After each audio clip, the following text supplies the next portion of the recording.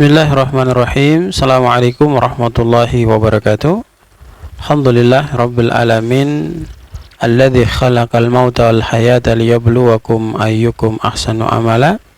Asyhadu an la ilaha illallah wahdahu la syarikalah wa asyhadu anna Muhammadan abduhu wa rasuluhu la nabiyya ba'da. Teman-teman, ayah bunda, tuan puan, abang kakak yang sama dirahmati dan dimuliakan Allah, alhamdulillah, oleh karena izin Allah kita kembali lagi berkumpul dalam rangka berfastabiqul khairat. Semoga apa yang kita lakukan selalu senantiasa mendapatkan ridha dan rahmat Allah Subhanahu wa taala. Salat dan salam kita aturkan kepada junjungan kita Rasulullah Muhammad sallallahu alaihi wasallam, keluarga, sahabat, dan insyaallah sampai kepada kita. Pertemuan kita di kesempatan kali ini insyaallah kita akan membahas terkait dengan hukum salat bagi seseorang yang dia tidak berwudu terlebih dahulu baru dia melaksanakan ibadah sholat. Hal ini akan disampaikan oleh Al-Ustadz Muhsin bin Hasan Syari, pimpinan Yayasan Baitul Quran Al-Surwi. Teman-teman yang sama dirahmati dan dimuliakan Allah, ayah bunda, tuan puan, kakak abang yang diberkahi dan dirahmati Allah Subhanahu wa taala, pertanyaan yang akan kita jawab terkait dengan apakah sah sholat tanpa berwudu. Jadi seseorang itu ketika dia sholat tapi dia tidak berwudu, kira-kira sholatnya sah apa tidak? Maka jawabannya ditegaskan oleh Nabi Shallallahu Alaihi Wasallam. An Abi Hurairah radhiyallahu anhu qala, dari Abi Hurairah radhiyallahu anhu dia berkata, qala Rasulullah Shallallahu Alaihi Wasallam, bahwasanya Nabi sallallahu alaihi wasallam bersabda, la yaqbalallahu sholata ahadikum, ya, tidak akan diterima oleh Allah salat salah seorang di antara kalian idza ahdatsa, apabila dia tidak berwudu, apabila tanpa berwudu, hatta yatawaddaa, sampai dia kembali bersuci. Ya, rawahul Bukhari. Hadis ini diriwayatkan oleh Imam Bukhari. Perlu kita pahami bahwa yang menyampaikan hadis ini yaitu Abu Hurairah adalah nama aslinya Abdurrahman bin Syekh Ad-Dawsi. Beliau masuk Islam pada saat terjadi perang Badar. Ya, terjadinya perang Badar, kemudian beliau masuk Islam. Dan kondisi demikian membuat beliau turut serta dalam peperangan tersebut. Coba kita resapi dengan baik bahwa baru saja masuk Islam Abu Hurairah atau yang dikenal dengan Abdurrahman bin Syekh Ad-Dawsi ini, setelah masuk Islam mengucapkan kalimat asyhadu an la ilaha illallah wa asyhadu anna Muhammadar Rasulullah, beliau langsung ikut terlibat dalam perang Khaybar pada waktu itu. Ya, beliau juga selalu senantiasa bersama Nabi Shallallahu Alaihi Wasallam dan beliau punya perhatian khusus ya kepada hadis-hadis yang disampaikan Nabi Shallallahu Alaihi Wasallam kepada para sahabat, dan di saat itu beliau sangat dekat dengan Nabi Shallallahu Alaihi Wasallam. Teman-teman, ayah bunda, tuan puan yang sama dirahmati dan dimuliakan Allah, maka Umar bin Khattab pun berkata bahwa Abu Hurairah adalah orang yang paling serius di antara kami dalam menyertai Nabi. Artinya Abu Hurairah adalah orang yang selalu senantiasa memperhatikan lebih khusus, lebih banyak perhatiannya dibandingkan dengan kami terhadap hadis-hadis Nabi Shallallahu Alaihi Wasallam, dan termasuk orang yang paling tahu tentang perkara-perkara yang berkaitan dengan hadis-hadis Nabi Shallallahu Alaihi Wasallam. Ini dinukil oleh Umar bin Khattab terkait penilaiannya terhadap Abu Hurairah. Kemudian Imam Al-Bukhari juga berkata bahwa Abu Hurairah adalah orang yang paling pakar di antara para perawi hadis di masanya, dan para ahli ilmu pun menyebutkan bahwa beliau saking pakarnya di masanya itu mampu meriwayatkan sebanyak 5.374 hadis dari baginda Rasul Muhammad SAW. Bagaimana tidak disebut pakar, teman-teman, ayah bunda, tuan puan, abang kakak, ayah bunda yang sama dirahmati dan dimuliakan Allah.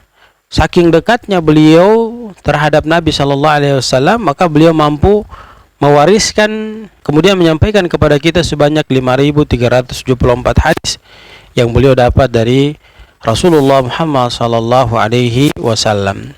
Lalu teman-teman yang sama dirahmati dan dimuliakan Allah, kita akan masuk pada kandungan hadis yang baru saja kita pelajari di atas. Apa kandungannya? Yang pertama, salat yang kita kerjakan itu memiliki kedudukan yang paling agung di sisi Allah Subhanahu wa taala. Sebab ia adalah merupakan termasuk ibadah yang mengantarkan kita kepada ketaatan yang paling agung kepada Allah Subhanahu wa taala. Dan proses daripada pelaksanaan sholat itu adalah upaya pendekatan diri kita kepada yang maha agung, yakni Allah Subhanahu wa taala. Dan sholat adalah merupakan penghubung antara seorang hamba dengan Allah Subhanahu wa taala.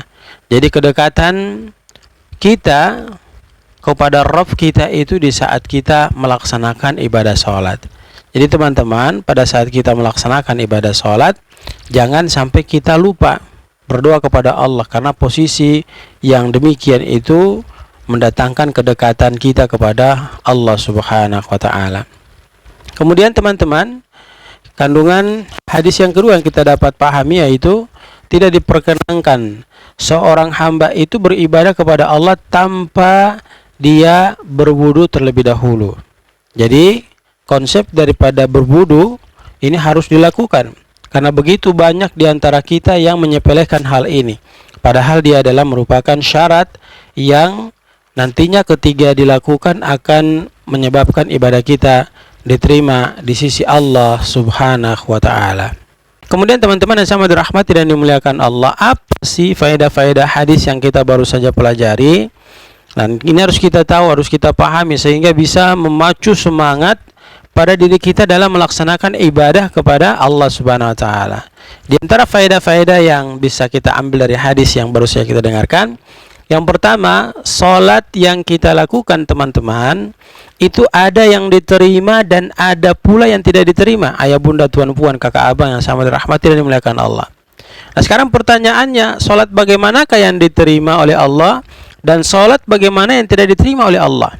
Lalu teman-teman, dalam posisi apa ibadah salat kita diterima? Ketika kita berwudu dengan baik, ya, kemudian sesuai dengan sunnah yang diajarkan oleh Rasulullah sallallahu alaihi wasallam, lalu kita melaksanakan salat, maka insya Allah akan diterima di sisi Allah Subhanahu wa taala. Kemudian yang berikutnya, bagaimana tidak diterima ibadah salat kita di sisi Allah? Nah, oleh karena mungkin tidak melaksanakan wudu, ya wudu asal-asalan sehingga tidak sesuai dengan ketentuan yang disampaikan Nabi Shallallahu Alaihi Wasallam. Ini faedah yang pertama, bahwa sholat ya yang kita lakukan itu bisa diterima dengan tidak, tergantung kualitas wudhu kita di saat kita mau melaksanakan ibadah sholat. Lalu faedah yang kedua teman-teman, sholat fardu dan sunnah yang dikerjakan itu sekiranya kalau seandainya tidak melaksanakannya dengan berwudu terlebih dahulu, maka tidak akan sah salatnya, artinya tidak diterima salatnya. Karena pelaksanaan daripada ibadah salat dia menjadi syah dan ibadahnya diterima di sisi Allah adalah dilalui dengan proses berwudu terlebih dahulu. Lalu faedah yang ketiga teman-teman sama dirahmati dan dimuliakan Allah, kita ambil daripada hadis ini adalah salat orang yang berhadas itu hukumnya haram. Artinya tidak boleh ya ketika kita mau melaksanakan sholat tanpa berwudu terlebih dahulu, sebab sudah dihukumi haram bagi mereka yang melaksanakan sholat sementara dirinya masih dalam kondisi berhadas. Jadi hati-hati teman-teman, jangan kita sepelehkan perkara ini, karena ini dia menjadi ukuran tidak diterima dan diterimanya ibadah sholat kita. Lalu yang berikutnya teman-teman yang sangat dirahmati dan dimuliakan Allah, seseorang jika wudu untuk sekali dalam melaksanakan ibadah sholat, kemudian masuk waktu sholat lain, lantas ia belum batal dari wudunya, maka jumhur ulama menyampaikan kepada kita bahwa yang bersangkutan itu boleh melaksanakan sholat berikutnya tanpa berwudu lagi, dengan catatan ya tidak batal wudunya. Jadi dengan catatan tidak batal wudunya. Tapi mungkin di antara kita barangkali ada yang merasa bahwa tidak terlalu srek ketika kita melaksanakan ibadah sholat, kemudian kita tidak ambil air wudu, maka boleh kita mengambil air wudu. Tapi ini lebih condong kepada mereka yang ketika mereka berwudu kemudian ketemu dengan waktu sholat berikutnya, wudu mereka tidak batal, boleh mereka melanjutkan sholat berikutnya dan insya Allah sholat mereka diterima dan syah di mata Allah Subhanahu wa taala. Lalu yang terakhir teman-teman sama dirahmati dan dimuliakan Allah, hadis ini menunjukkan betapa agungnya kedudukan ibadah sholat di sisi Allah Subhanahu wa taala. Dan kita ketahui bahwa sesungguhnya ibadah sholat itu adalah merupakan amalan yang pertama kali akan dihisab kelak di akhirat. Dan ini sudah kita jelaskan di bab-bab sebelumnya, pada video-video sebelumnya, bahwa kalau sholat kita baik maka baik pula amalan kita, kalau sholat kita buruk maka buruk pula amalan kita. Sehingga hadis ini menunjukkan betapa agungnya kedudukan sholat. Karena saking agungnya kedudukan sholat ini, maka sebelum pelaksanaan sholat diawali dengan wudhu yang sempurna, agar kita mendapatkan keberkahan dan diterima ibadah sholat kita, dan kita mendapatkan pahala dari apa yang kita lakukan, di mana Allah Subhanahu wa taala tidak akan pernah menerima orang melaksanakan ibadah sholat kecuali pelakunya itu bersuci terlebih dahulu. Demikian teman-teman yang sangat dirahmati dan dimuliakan Allah Subhanahu wa taala, pembahasan kita di kesempatan yang sangat berbahagia ini terkait dengan apakah sholat seseorang diterima di sisi Allah Subhanahu wa taala kalau dia melaksanakan sholat tanpa wudhu. Maka kesimpulan yang dapat kita ambil adalah pelaksanaan ibadah sholat adalah merupakan pelaksanaan ibadah yang sangat agung. Maka tatkala mau melaksanakan ibadah sholat, hendaknya kita berwudhu terlebih dahulu. Wallahu a'lam, mudah-mudahan memberikan manfaat kepada kita semua. Barakallahu fikum, jazakumullah khair. Subhanakallahumma bihamdika, nashhadu an la ilaha illa anta, nastaghfiruka wa natubu ilaik. Billahi taufiq wal hidayah. Assalamualaikum warahmatullahi wabarakatuh.